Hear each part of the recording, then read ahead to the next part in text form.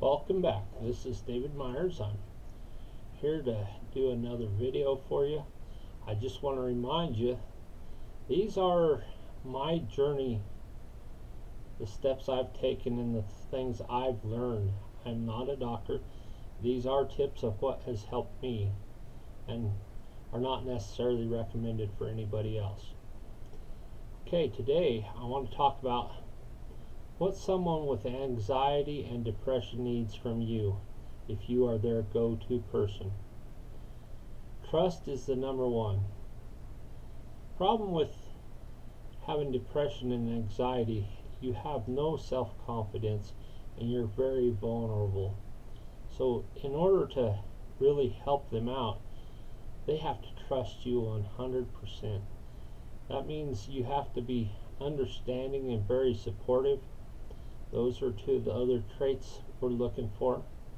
And you got to back up their confidence and let them know that you believe in them. And three other really good things you can have is love, knowledge, and friendship. But the number one thing, like I say, is trust. And then helping to support them and being very understanding of where they're coming from. We need expectation to help us rebuild our self-confidence. So we need somebody that's going to expect something from us, but know where we're coming from while you're doing it. Okay? And we need a hand up, not a hand out. A hand up is definitely an investment by the person giving it.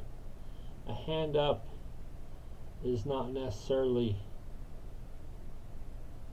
an investment, it's more of a participation in passing along something to somebody else. When we are down, we don't need tough love. It just makes a person more self-conscious. So there are places for tough love, trust me on this, but at this point in time, the person that you're helping does not need tough love. They need somebody that's there, that is very understanding and will look at things from their perspective, not necessarily from your own perspective. So keep that in mind. I want to go through what anxiety is, okay? And this, like I say, is my journey. And I have talked to a friend, and I'm going to give you a little bit of his insight to this. What I think when I think of anxiety is anxious fear, worry, and doubt. The fear of dying, being scared, and my friend, he says it's the devil. So what can we do to help with this? Facing our fear, but in this we're going to need help from somebody else, because evidently we aren't strong enough to get through this ourselves. So help somebody figure out how to face their fear. And one of the steps I found that helps me the most is making sure I know that I'm in control. Sometimes when I go to do chores at our ranch, I'm by myself, and it's, out in the country, and I'm away from everybody, and sometimes I don't feel good, so I'm going up there and I'm thinking, boy, I don't know if I can do this, and I give myself permission to turn around and leave if I need to. And just having that permission, knowing that I'm in control, that I can leave anytime I want. I've never had to use it, but it gives me the confidence to go on in.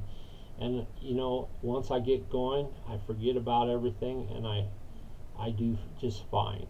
So it's those little victories like that that can help you get through and help you totally get control of what you're doing and feel a lot better. Depression, this is another one. And when I first realized I had depression, I didn't realize it at first. I felt hopeless. my friend describes it as a pain that won't go away.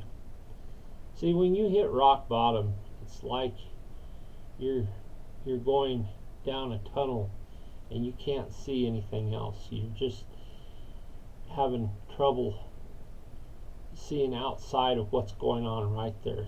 It seems like you're held in, and that's where you get tunnel vision, and it's hard to get out of that. So that's why we need help. And if you look at it from our perspective, sometimes you might just grow to a little bit more understanding of where we're at and how you can help. So, and along with that, you need to get your hope back. So I find that by taking control, like I was telling you earlier, those little things, I just decide that I have to have control of this part of my life.